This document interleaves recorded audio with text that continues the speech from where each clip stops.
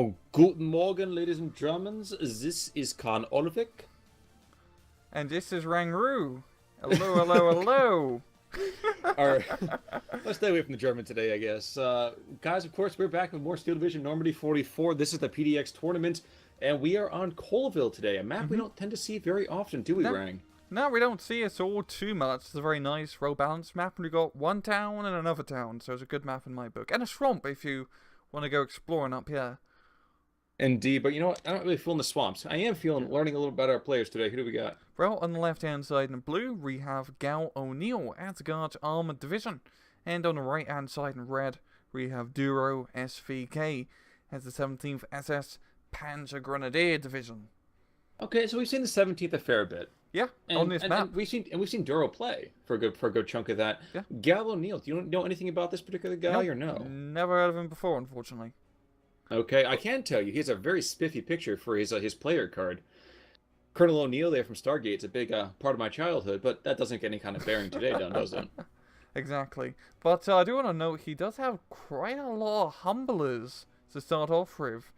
And Indeed. sure, it's a lot of armor, considering. I mean, he's got like 3, 4 humblers, a Stuart, a Cromwell, a support gun. So, I mean, the Cromwell support gun is going to be great against 17th SS, as is a lot of IG-18s and other pieces to knock out too. And looking at 17th, I'm not seeing that scary Stug, and just a lot of 222s, infantry, and some support guns. Mild breakout again from our allied player, and there seems to be a recent thing happening, I feel like. The Germans have always been very, very aggressive, and the allies not so much. Yeah, I'm thinking, I know Duro just has a lot more in terms of just unit numbers. Well, Gal, he does have more powerful units because he has tanks on the field, essentially. But you don't just want to rush in a tank, unfortunately, because, you might get Panzerfausted. I'm going to be wondering if we're going to be seeing that crazy Stormtrooper play again. Genev did it last time on this map. So I wonder if DuroSVK will, try the same thing, or maybe go something a little bit different. Oh, I am seeing some Stofftroopen as we speak, and while that Dingo was leading the charge, he decides to get off the road real quick, because we do have a Pack 40, I think, on the opposite side. Oh, no, Pack 38, excuse me. Yeah. On the opposite part of that road. I don't think it's going to go to rail, because that Cromwell can pretty much dunk both of them, as they're right next to each other. And yes, the laws of war dictate that you never put two things next to each other. So close. Yes, that's I think very, Sun Tzu very said true. something. But the damn. Stuart does get picked off first, though. That's a pretty lucky hit, but the Cromwell is definitely going to be able to do vengeance almost. Never mind, they're going to get off scot-free. Maybe? Yeah, they're going to get off. Okay, not too bad, though. Not too bad. Now, we are going to see a little bit of the infantry fight kick off to the south, but these are rifles against P-Grens, and we know how well that's going to turn out. Oh, yeah, P-Grens. I mean, once again, MG42s, one Bren gun. Pick your poison. Or pick your winner. I know what I would pick.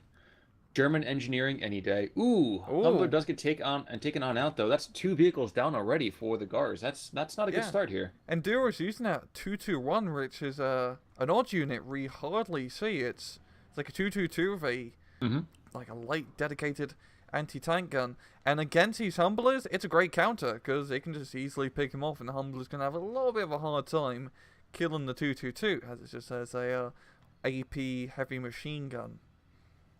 But really, you think so? Yeah, Humble is it's like a 15mm. Oh yeah, the Besa 15mm thing.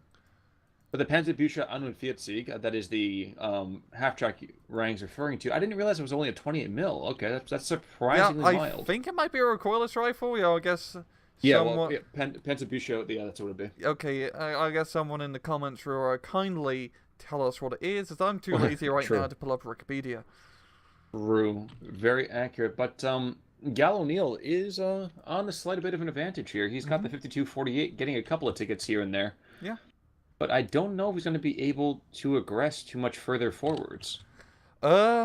I mean, in the middle, he can make a little bit more progress, but Gal O'Neill is really going to be taking advantage of more open plains, as he is a proper tank division. I'm thinking in this middle southern area, kind of like where the bunkers are, would be the best place for him to attack, as it's nice, it's open, you can rip out some tanks over here, and currently he has no anti-tank guns, so be a good place to push here. Of course, Gal probably does not know yet.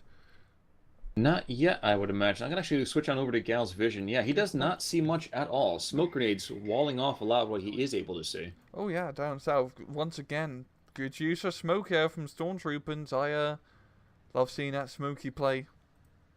Yeah, not much of a smoker myself, but I Yeah, completely agree with you there. Anything that throws up any kind of cover is fantastic. exactly. Exactly. Now, looking up to the north, we are seeing a couple of half tracks coming on in, but against that Pack 38 in the center part of the map, I kind of feel like Gal's gonna have a hard time really aggressing past that orchard. Yeah, I think for both sides as well, it's Orchard pretty much provides a pretty good wall cover, essentially.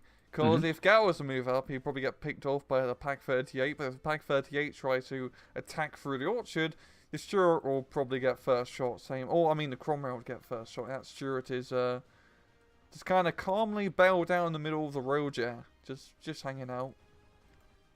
Sounds about right. Another Dingo coming on in, another Humber going on down, and I think down to the south, actually, we might see a reversal of the German fortunes. Yep. Really tough to that MG42 to hold down that field. Yeah, that's really going to be the major play here. I mean, we do have an artillery. Is that artillery? I think that's a mortar unit being brought up. Yes, Yep. it's the stovepipe coming in. Yep. And also a 221. If he can use that to knock out the Stuart, he should be able to stop Yes Assault. But if the Stuart is still alive and kills a 221, yeah, and it won't be the best position for Duro. And that mortar's getting rather close to the front line. I mean, he really wants to be by a command bunker. Sounds about right. We are going to have the Pack 38 engage in the half track, and that's just unfortunate. Who cares too much about that? If you lose it, that sucks, but Yeah. could be far, far Half-track's a worse, I would half-track. think. I mean, oh no, he lost all his machine gun ammo. What a shame. Indeed, and now the And transmission as well. That's a very lucky half-track, Khan. That is true. Very, very true. Now we're going to have a 2-inch carrier coming on in. I'm not a big fan of those. I'm not a big fan of them either, honestly, but I have a few friends who actually like using 2-inch carriers because they're really cheap. Oh, actually, okay, they're somewhat cheap, but if you can get ones with veterancy, they're pretty much machine gun in terms of fire rate that they can bring out. But personally, and I agree with you, I don't like using them. I'd rather have a proper artillery piece, to be entirely honest. Sounds about right. Down to the south, by the way, the 221 does go down, but we have a Pack 40 down there. He's going to hold up the advance quite a bit. That's really going to be a good plug-in on that assault. Maybe the Humbler can come in, sneak in behind. I mean, he is sneaking on behind right now. That tree giving him some very good cover. And, I don't know, I think the Pack 40 does have a bit of an advantage. And the mortar as well. Just look at that go, completely stunning up the entire British advance to try to come through the choke point. To be fair, part of that was because the Pack 40 was throwing rounds at the Stuart. Humber goes on down. Yeah. Been a bit of missed micro on the Humbers so far. Yeah. At the same time, I mean, you can kind of afford to lose them, and they're paper mache in terms of armor. I'm quite surprised. That might be true, but yeah. I too bad you haven't seen that. You know what it's called? The crazy British recon scout with a lot of armor. The Ace. Oh my gosh. You're absolutely right. I can't think of it, but I feel like that would have been perfect. Yeah, I mean that's a good recon unit to have. I would always recommend if you have a Guard armored deck. What we're trying to think of right now. Someone again, if you know it, just put it in the comments below. Because too lazy to pull up the battle groups right now because we're kind of in the middle of casting. Always a good unit to have. I mean, it's a 75mm gun and a scout car. And somehow the scout car has more AEC. armor than the Stuart. AEC, there we go. Not an ace, but an AEC. Thank you. There we go. So comments, you're not needed. You're not needed anymore. Anyway. But we finally got the Stug being brought out. Ooh, do we? Actually, I was looking at the 6-pounder coming on in. So the 6-pounder preempts the Stug play. Mm-hmm. Not sure it's really going to get a whole lot of usage anyway immediately. I think, is that Stug rotating? No, he's going down to the south. So he's going to come right into that 6-pounder view. But also at the same time, there's an artillery piece here, and you can easily negate 6-pounder with some good old mortar shells. And funny enough, he's using the mortar piece to try and smoke at Cromwell to stop it from shooting the MG42, and the Cromwell's trying to run down south, trying to get some line of sight. And he's got it. Yeah. So, folks, I realize, by the way, we're not coming into a lot of our usual movie references today. You'll have to give us a little bit of a break. It's my fault. It's been a long week already. It's been Barely, a very barely started. it's been Ooh, a very long day. that's You could say it was true. been a pretty longest day. It's definitely been the sometime longest in the day. summer. We did see the Pack 40, by the way, take out that Cromwell. So Yep. I don't know if that was intended or if it was just pure dumb luck, but well played there. Yeah, I think the Cromwell was out of range a bit initially, and then he was trying to move south to get past the smoke, but then he was lured into the Pack 40, bada bing, bada boom, and look, yeah, 6-pounder now. The artillery and Pack 40 are completely negating it. Indeed. Indeed, and that hedgerow just keeping all the support fire that could be coming out from that Stuart from happening. Another 2-inch carrier is coming down here, but I don't think it's going to be enough to reverse this momentum. I think Duro is going to definitely reverse what's going on here. And it's also going to be very hard to get in that 2-inch carrier in range because it only has 700 meters. Those 2 inches are really only good in like town fighting and very close quarters forest fighting, not in more open field engagements. And looking, it's a little bit cocky of the Stug. I'm not going to lie, but it's not, fortunately for him, there's not much anti-tank here apart from Stuart. True, and that's the bit of the drawback with the guards, that they have the armor, but they don't have the infantry, do they? It's not really until later when they Indeed. get infantry. I think I can get some motorized guys now. I don't entirely remember, but Yes, those you motorized can. guys, You okay, can. yeah, those motorized guys are pretty damn solid. And also, I mean, you got a Piat. Oh, I know how much you love Piats. I mean, well, it's not the Commando Piat either that actually has some decent aiming. No, and the Commando Piat, you get two for one. I mean, that's a good deal. Twice the uselessness and only a little bit less than the cost. Exactly. But we are in defeat a bit. Try this again. We're on to phase bear. Yeah, exactly. Phase bear. And we're going to go to phase Sir soon. Phase B. So what to expect here? 17% really does pick up both sides too, as they do get the same whopping 125 points. But Duro, maybe get some more tanks, some heavy artillery pieces, maybe do some Stuka bombing runs. Galio, he can get tanks up to Razunau, Shermans, Fireflies, maybe some Wolverines, but all the big guns, I don't really think you need a Firefly. I mean, just Sherman Mark V is really perfect for the current situation. And maybe some artillery would help out, as like the previous match, if you guys seen it, 716 versus Pacherna, the Polish Armored. Same with this one, 17%, very strong in terms of static weaponry. So getting some 25-pounders or sextants is a very good idea. By the way, Stug finally blows up that Stuart that's been sitting there for quite a bit of time. But looks like the Sherman's going to get some firepower out on that Stug, who wisely backs away.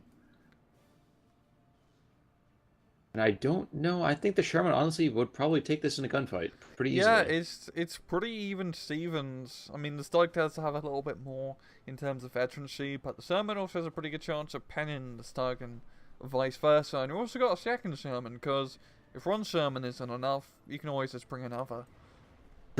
True. Now, actually, I am seeing the whole kind of machine gun mortar that we are seeing out of that 2-inch carrier. He's doing some good work. He's forcing back that Stug, keeping it nice and stressed, and I think that's definitely freaking out Duro quite a bit here. Yeah, that's what I mean. It's fast, I think. 15 rounds a minute, it says on the stat card, which is, you know, that's pretty acceptable in my book, but I wouldn't put it into an open field in front of a Stuke site, because you actually get killed. Indeed. I think that's just misclick. Yeah, and that's a bit of a problem. Oh, I think, you know what he did? He probably actually selected to attack the Stug itself and just followed in. Let me move out the hedgerow. I'm totally going to be able to boom dead. Martyr 3 to the north, by the way. Interesting enough, we actually really haven't looked at the north in quite a bit of time. Oh, yeah. There have been some motorized rifles pushing on in, but not much to speak of in the moment. Looks like indirect fire has kind of bogged down both assaults quite a bit. Yeah, and I think both sides is a very focused micro-rise on this southern assault, and don't really want to put the brain power in trying to comprehend another attack. Up north, which is understandable. It is a 1v1. you do have to be everywhere at once, and it can be pretty taxing to do that from a just a player level. And look at it's mortar free. There's a Piat nearby. Roll a Piat here. I'd flip a coin, and it misses. Indeed. It misses. Indeed. By the way, while you were checking up to the north, down to the south, one of the Sherman 5s does go on down. Pack 43 coming up just outside that town. Oof. And the Brits, I think, are stymied in their current attempts to move on forwards. If they want to break through the south, they need to get some big artillery guns, because that Pack 40, 43, and the Stug, I wouldn't want to charge that in an open field. I wouldn't want to charge at any time, but No. an open field definitely. Good lord.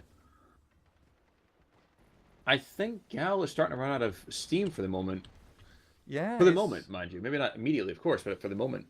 He's bringing up a heavily armored Cromwell up north, which will definitely help out. And maybe it'd be a good idea for him to switch gears and just put some more pressure on this northern side, throw off his opponent, and maybe try and make a breakthrough up here, because it's still pretty durable with tanks. Do have some wiggle room to maneuver with them. Well, I kind of wonder if it wouldn't be a bad idea to go literally up to the northern edge of the map and just skirt the edge right there. Sounds that could cheap, work. maybe. That could work. That really could work. Or just moving like a little bit down south through the gap between the two like rectangular hedgerows. Because once you get past that area, it's open ground, baby. Open ground. True. Martyr 3 did go down in the meantime as well. Traded out with a Humber, but I don't know exactly what killed the Martyr 3. I did see crew killed, though. Okay. And Yeah, another one coming on in. Hmm. Interesting. Yeah, more close range, you know, not the best idea. Especially if there's Cromwell now on the bout. And look at his Panzerschreck. He's trying to go for the 2-inch carrier. I don't think he's be able to, because motorized rifle leaders, yeah. Well, he was in range, he just couldn't see it. Yeah. He couldn't see the mortar for the trees, if you know what I mean. Oh yeah, those apple orchards are a real defensive location. Exactly. And look, exactly. I like what he's doing with the Panzerschreck now. He's not going to harass it because it's no suicide attempt. So he's just going to be leaving it as a sleeper agent behind enemy lines, ready to pop something that comes nearby. True, but is it a sleeper agent if the Brits already know that he's there? Or... That's a good question, Khan. And I think he's going to be moving to motorized rifles to maybe try and clear him out. But maybe they'll forget, you know, and Panzerschreck will get a kill. Who knows? I will have to admit, in the meantime, the 17-pounder to the north has paid dividends. Shelling the Martyr out, shelling out another half-track, and I don't know if he killed the other Martyr. Maybe he was the one who killed the other Martyr. I think that makes the most sense, logically. Occam's razor, indeed. Looking back down to the south, not much has changed, and Nope. Duro continues to kind of languish as suddenly, at long last, O'Neill brings on a sexton. Finally, some proper artillery pieces. And the section, it's a machine gun. Well, it's not as machine gun as a 2-inch carrier, but it can put down a lot of fire very fast, and lovely thing, you hardly have to reload it. Sounds about right. Actually, we're going to see some flamethrowers in the north as well. That's going to be fun. Oh, there we go. Ooh, and a Junker came on in. Mm-hmm. Making We've got comrades- all our favourite units, Khan.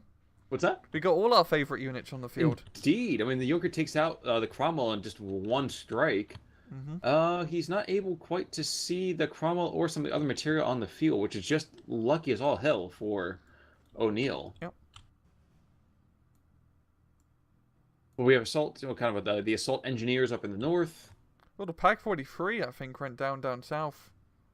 Ooh, you're absolutely right. Poor guy. Yeah, see what I mean? You get one artillery piece, and it just starts picking off stuff left, right, and centre.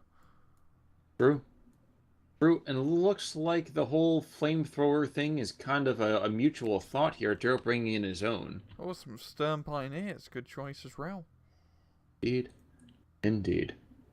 But so the main thing is, even though Gao's not been doing great on the attack, he does have the map advantage by +1, and now he's at a almost 1,000-point advantage over DuroSVK. And I'd really say it's just the little assault at the start, especially in that middle area, helps secure just enough ground to gain that +1 point advantage. Mm-hmm.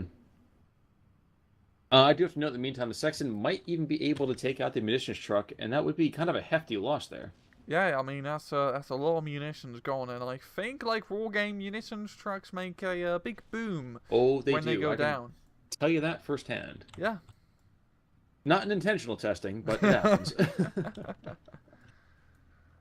And I think you have it exactly right. Looks like the Brits are starting to gain a little bit of momentum here, hmm and I don't think the 17th is quite massed for them to be pushed back. No, and I mean you got a Stug 4 down south, which will help out immensely because that's a pretty good tank at Stug 4. It's got long range advantage, but the Brits they're doing Guard armored play. They just got tanks all over the place, and they're putting pressure everywhere they can with just a vast abundance of tanks available. And I'm thinking down south that Ron Saxon knocking out the Pack 43 and now going to be killing out Pack 40, maybe.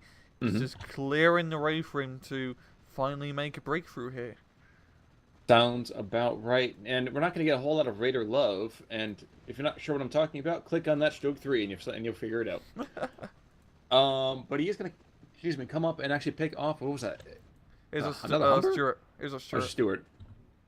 Oh, that was the damage Stewart from so Yep. many years ago. At long last, that brave man is dead. Grand Pioneers are out. Where did those British flamethrowers go? That's a good question. I don't see him up north.